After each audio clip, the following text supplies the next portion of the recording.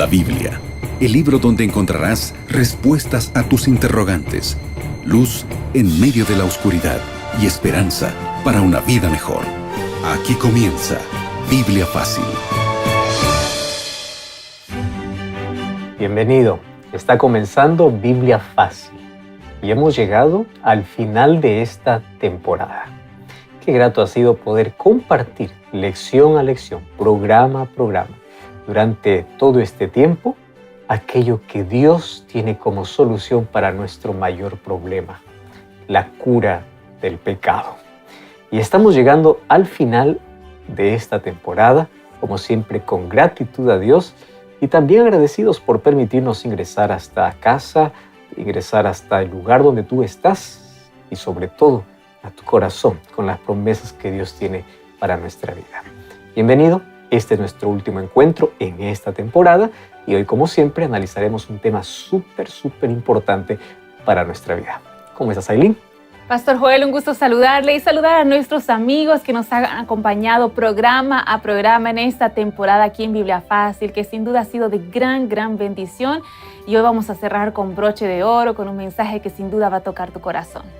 Así es, y no es tarde para solicitar el curso bíblico La Cura del Pecado. Para poder hacer un repaso nuevamente de todos los temas que ya abordamos aquí en este programa, más también para que con Biblia en mano tú puedas responder aquellas preguntas que van a reforzar el conocimiento sobre ese tema tan importante. Recuerda que este es un curso bíblico totalmente gratis y está disponible para ti.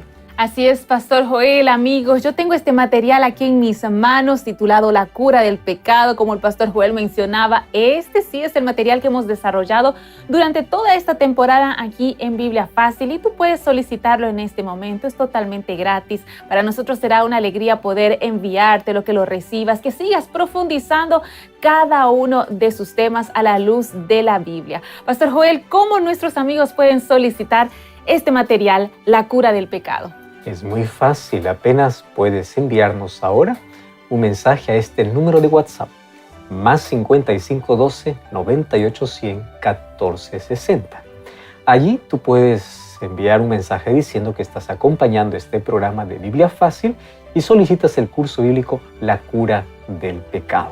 También puedes ingresar a nuestro sitio web estudielabiblia.com. Allí vas a encontrar este y otros materiales que van a enriquecer en gran manera tu vida. Solicítalo, es totalmente gratis. Todos tenemos un deseo profundo de que el mal acabe. Cuando acompañamos las noticias del día a día, solamente encontramos criminalidad, crueldad, dolor, sufrimiento. No necesitamos prender un televisor o escuchar las noticias, apenas salir a la calle. O a veces el sufrimiento se vive dentro de la propia casa. Hay tanta gente que sufre violencia, dolor, miedo, enfermedades físicas o enfermedades emocionales. Hay tanta inseguridad. Cuando tú ves la mirada de las personas de desconfianza, de duda, por el grado de maldad que cada vez aumenta, uno dice, ¿cuándo va a acabar todo esto? Pequeñas y grandes ciudades, el mal avanza. Consumo de drogas, nos asusta el índice de criminalidad, de violencia, de crueldad. Cada vez los hospitales y cárceles están más llenos de personas, cada vez más familias sufriendo, personas perdiendo un ser querido, más accidentes, más dolor. Es el resultado de un mundo que da la espalda a Dios. Como resultado recoge las consecuencias de una vida sin sentido, sin propósito, vacía, que finalmente nos lleva bajo el dominio de Satanás para poder cometer tanta crueldad. Y nosotros ya vimos la manera como Dios puede consolarnos, restaurarnos y puede sanar nuestras heridas más profundas. Mas en esta última lección queremos ver la cura definitiva, o sea, cuál es la victoria final, porque el mal no existirá para siempre. El mal tiene sus días contados. Un día se acabarán las despedidas, las lágrimas y todos los motivos que nos llevaban al dolor. Eso veremos hoy en nuestro programa y, como siempre, antes de abrir la Biblia, pedimos la dirección de Dios. Oramos. Gracias, Señor, por tu palabra. ella nos trae esperanza, nos consuela, nos fortalece. Y hoy queremos entender y una vez más visualizar el futuro con tanta esperanza, sabiendo de que tú ya determinaste poner un punto final al dolor y al sufrimiento que tanto nos aqueja día a día. Confiados en tus promesas y en la esperanza, vamos a abrir tu palabra, porque queremos que tu Santo Espíritu coloque esa verdad en nuestro corazón. En el nombre de Jesús. Amén. 7 respuestas a 7 preguntas en 7 minutos. Amigos, estamos listos para poder comenzar a desarrollar el tema del día de hoy. Por cierto, ya el 8º tema de esta serie de estudios, el último tema de esta temporada aquí en Biblia Fácil, que le hemos titulado La cura del pecado. Hoy el tema se titula El fin del pecado. Vamos, como siempre, a realizar una serie de preguntas. El pastor Joel nos va a ayudar a responderlas a la luz de la Biblia. Si te es posible, también ten tu Biblia junto a ti. Vamos a corroborar juntos lo que Dios quiere decirnos hoy a través de su palabra. Bien, comenzamos con la primera pregunta. Bueno, frente a la muerte, y lastimosamente, pastor Joel, amigos, desde que el pecado entró a este mundo, la muerte se tornó en una realidad inevitable. ¿Será que hay una solución frente al problema de la muerte? Gracias a Dios que sí. El libro de 1 Corintios capítulo 15. Vamos a leer el versículo 21 y luego el versículo 52. Versículo 21 dice así: Así como la muerte vino por un hombre, también por un hombre vino la resurrección de los muertos. Versículo 52 del mismo capítulo. En un instante, en un abrir de ojos, a la final trompeta, porque se tocará la trompeta, los muertos serán resucitados, incorruptibles, y nosotros seremos transformados. ¡Qué promesa extraordinaria! ¿Qué es la muerte? La muerte es la separación ¿de qué? Para poder entender la muerte, tendremos que comprender cómo inició la vida. Génesis capítulo 1, allí vemos de que cuando Dios forma al hombre, Él no manda, Él no da una orden. Él mismo, con sus manos, comienza a diseñar un muñeco del polvo de la tierra. Le comienza a dar forma, mas es apenas un muñeco de barro, hasta el momento que coloca en su nariz aliento de vida. Pero ese aliento de vida no es alguna forma abstracta que el Señor colocó dentro del ser humano y que puede continuar viviendo después que alguien muere. Es el soplo de vida, el aliento de vida. Ruach es el término en el hebreo, que es el soplo. Cuando Dios sopló en la nariz, dice el libro de Génesis 2:7, que el ser humano se convirtió en un alma viviente. Algunas traducciones lo colocan como ser viviente, pero la expresión hebrea es nefesh hayah, que significa alma viviente. Entonces, en la Biblia encuentro que alma es un ser humano vivo. Y el libro de Ezequiel capítulo 18 dice que el alma que pecare, esa morirá. Por cuanto todos pecamos, dice Romanos 6, todos estamos destinados a morir. O sea, cuando uno muere, Eclesiastés 5 dice que vuelve al polvo de la tierra y el soplo de vida vuelve a Dios. No existe un alma deambulando, no existe algo que sale del ser humano de manera consciente, no. El soplo de vida vuelve a Dios, es la vida, y el cuerpo vuelve a la sepultura. Eso es lo que la Biblia declara sobre la muerte. Es allí donde se han levantado diversas teorías y argumentos sobre la muerte. Cuando uno muere, se reencarna. Cuando uno muere, va a otra esfera. Cuando uno muere, sufre. Cuando uno muere... Todo basado en culturas paganas. Los egipcios crearon la idea de la muerte. Los griegos fueron los que escribieron. La filosofía griega ha dado para todo el mundo el concepto del dualismo, de que el ser humano tiene un cuerpo y aparte tiene un alma, cuando la Biblia dice que el ser humano no tiene un alma, el ser humano es un alma. ¿Qué significa eso? Cuando morimos, no hay nada algo que viva y algo que vaya a poder disfrutar o a poder allí sufrir. No existe ese concepto. ¿Qué dice la Biblia? La Biblia compara la muerte como un sueño. Todos están en la sepultura. Aquel que duerme tiene esperanza que va a despertarse. Aquel que muere tiene la esperanza de ¿qué? De resucitar. ¿Cuál es la solución que Dios dio al problema de la muerte que vino por causa del pecado? No es que Dios a sus hijos les va a decir, ustedes no van a morir. La muerte como consecuencia primaria abarca para todos, creyente y no creyente, todos. Sin embargo, la solución que Cristo da es la resurrección. Y eso es lo que dice 1 Corintios capítulo 15, versículo 21. Por uno entró la muerte, pero por otro entró la vida. ¿Y la vida cómo vuelve? A través de la resurrección, no a través de la encarnación, no a través de trasladarse para otras esferas, no. Porque la muerte no es un viaje que el ser humano hace para el cielo o para otro lugar, no. El ser humano descansa. La solución que la Biblia presenta para la muerte es la resurrección. Pablo va a reforzar esa idea, así como Cristo resucitó de los muertos, traerá vida a todos los que murieron en él. O sea, al momento de morir, su vida estaba en armonía con Dios.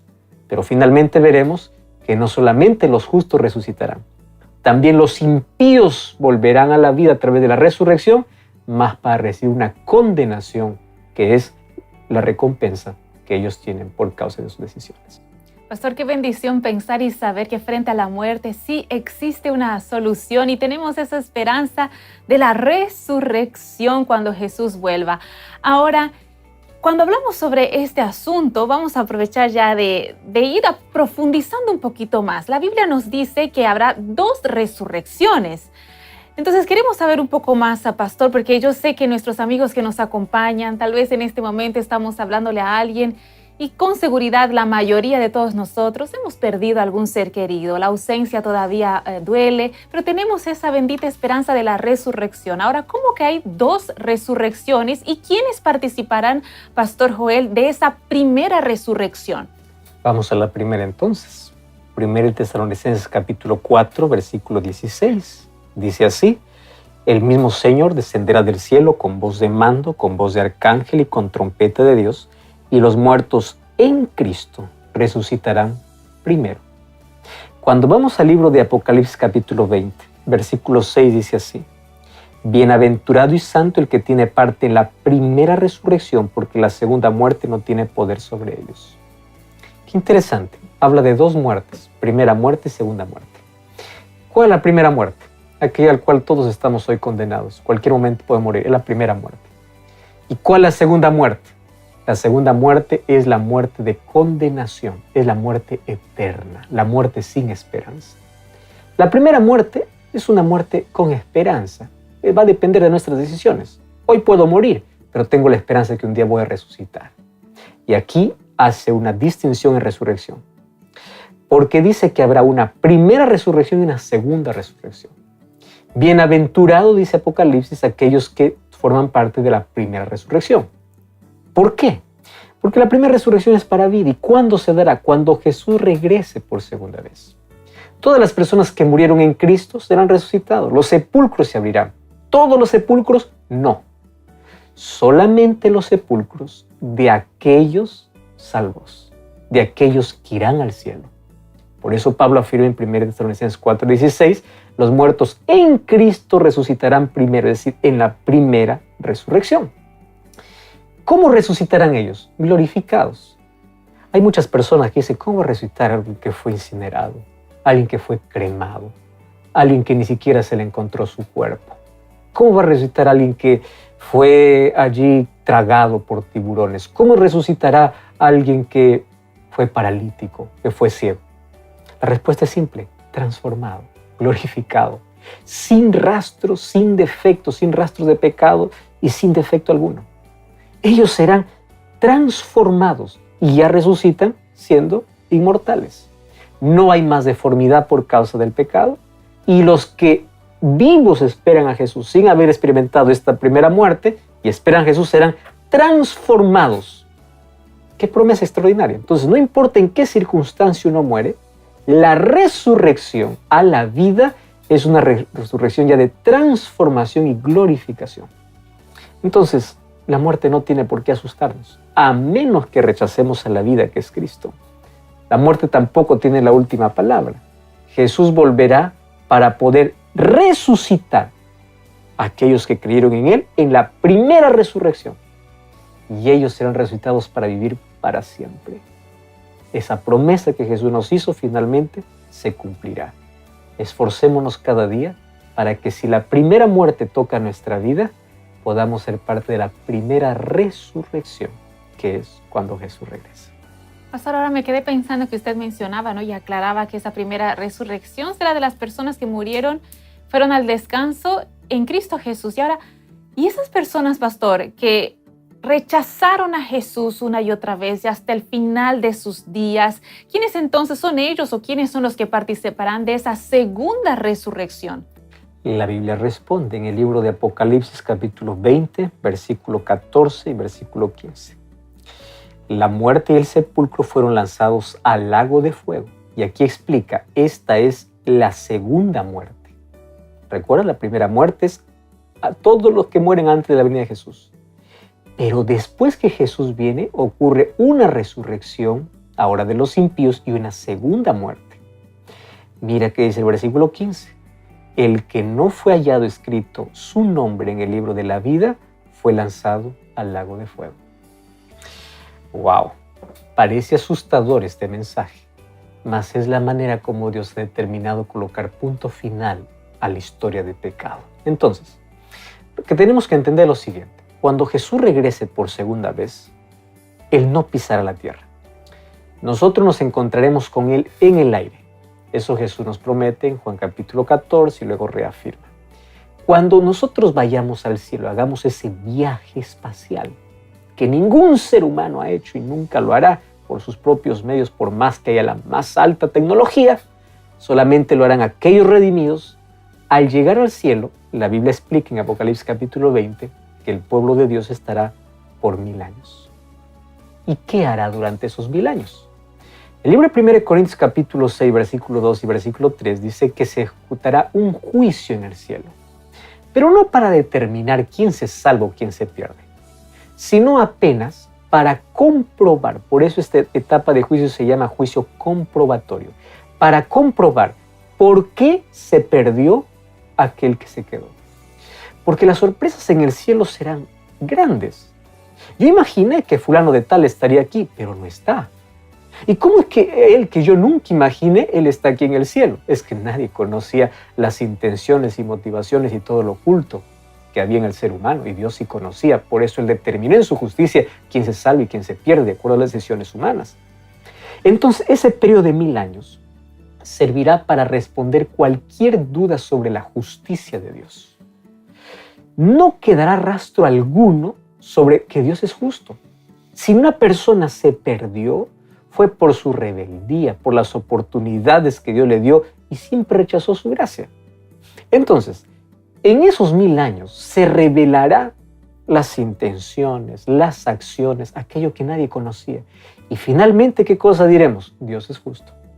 Quedaremos convencidos de su justicia porque finalmente cada ser humano decidió su destino. Allí sabremos por qué hay personas que están allí y otras personas no. Mas, ¿qué sucederá después de los 1000 años? Apocalipsis capítulo 20 y 21 nuevamente resalta. Después de ese milenio, la nueva Jerusalén desciende del cielo. ¿Cómo desciende? Solo imaginarlo puede darnos escalofrío. Imagínate, cuando está descendiendo, esa nueva Jerusalén se detiene en el aire. ¿Y por qué se detiene? Porque ahí ocurre una segunda resurrección. Y en esa resurrección, ¿quiénes se levantan?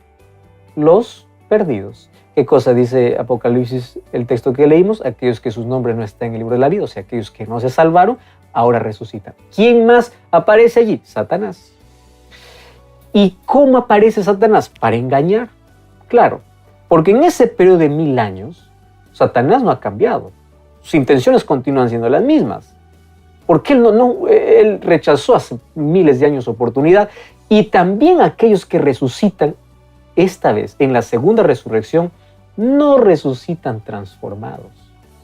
Ahí está la diferencia de aquel que murió en Cristo y aquel que murió sin Cristo. Aquel que murió en Cristo resucita transformado, con un carácter diferente, sin defectos, sin rastros de pecado más en su vida. Sin embargo, aquel que murió sin Cristo resucita con el mismo carácter y con la misma rebelión. No es glorificado, no es transformado. Entonces se levanta con la misma ira, con la misma amargura, con la misma rebeldía y se une a Satanás para poder hacer frente a aquel pueblo que está descendiendo del cielo. Satanás los engaña que pueden destruir a ese pueblo, que pueden ganar esa batalla. Mas es en ese momento cuando todos ellos reconocen que están perdidos y perdidos por las decisiones que tomaron. Por haber rechazado la gracia de Cristo, reconocerán que ellos merecen el justo castigo. Y es allí donde descenderá del cielo fuego y azufre para eliminar el pecado. El fuego fue preparado para destruir al diablo y sus ángeles, no para el ser humano. Solo que el ser humano infelizmente decidió unir su destino a Satanás al rechazar la gracia de Jesús. Decidió ponerse de parte de Satanás y rechazar las oportunidades que Dios le da. Entonces, en esta segunda resurrección, los impíos resucitan más para recibir su recompensa. ¿Y qué recompensa es? La muerte eterna, la muerte sin esperanza. Porque este mundo se convertirá en un lugar de fuego y azufre, y así purificará y acabará toda mancha y todo rastro de pecado que un día contaminó nuestro planeta. Pastor, yo lo escuchaba y pensaba, intentaba imaginar más o menos en mi mente todo lo que usted comentaba a la luz de la Biblia sobre todo lo que va a ir sucediendo, ¿no? Porque usted fue haciendo un recorrido, la primera, la segunda resurrección, la venida de Jesús, el milenio, los 1000 años en el cielo. Y creo que nosotros al estudiar estos temas, lo primero que pensamos es, eso quiere decir que al fin ya no habrá más muerte, no habrá más sufrimiento. Ese será entonces el fin total y definitivo del pecado, ¿no es así? Sin duda. Mira lo que dice el libro de Apocalipsis capítulo 20, versículo 11 en adelante.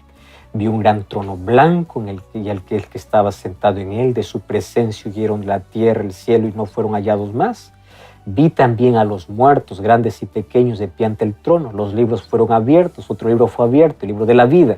Los muertos fueron juzgados según sus obras. Es lo que hacen en el milenio los redimidos en el cielo, ver por qué se perdieron aquellos que no están allí. Fueron juzgados por sus obras, por las cosas que estaban escritas en los libros. Y el mar dio a los muertos que estaban en él. La muerte y el sepulcro dieron a los muertos que estaban en ellos, y cada uno fue juzgado según sus obras. Y allí aparece el texto que leímos, que fueron lanzados la muerte y el sepulcro al lago de fuego. Es la muerte segunda, y todo aquel que no ha fallado su nombre escrito en el libro de la vida. Muy bien. ¿Qué cosa es lo que está diciendo aquí? Esto es el punto final a la historia del pecado.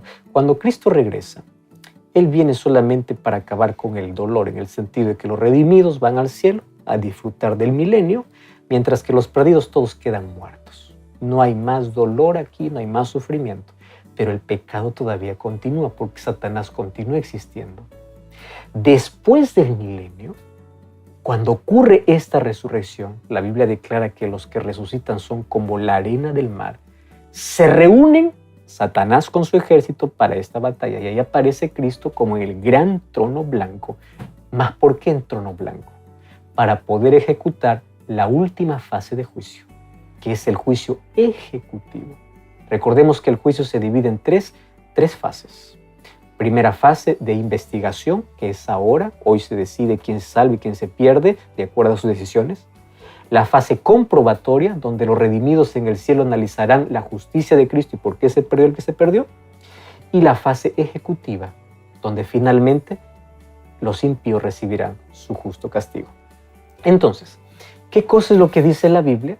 Que habrán dos grupos definidos, aquellos que están dentro de la ciudad y aquellos que están fuera de la ciudad. Fuera de la ciudad está Satanás con toda esa multitud que resucitó, pero resucitó así como murió, sin transformación, totalmente impíos. Por eso es que la Biblia dice que todos compareceremos ante el tribunal de Dios. Dios está sentado en su trono y todos otra vez han sido juzgados. Mas en este juicio, ¿qué cosa se da? La sentencia. Y es interesante que Romanos 14:11 dice, ante mí se doblará toda rodilla. Claro, porque finalmente los impíos reconocerán la justicia de Dios. ¿Y qué cosa pasará? el mal no se levantará por segunda vez. ¿Por qué no se levantará por segunda vez? Porque al ejecutarse esta tercera fase de juicio, será eliminado todo lo que hay en esta tierra. Satanás y sus ángeles, sus demonios obviamente, y todos aquellos que decidieron formar parte de su ejército o decidieron su destino con él. Descenderá fuego del cielo. Este planeta se convertirá en un lago de fuego, donde arderá todo, absolutamente todo. Y claro, ahí es donde dice que fue lanzado la muerte y el sepulcro, ¿a dónde? Al lago de fuego. ¿Qué significa eso? El pecado acabó y acabó para siempre. Nunca más se levantará por segunda vez, porque hubo una evidencia de la consecuencia de la rebelión contra Dios.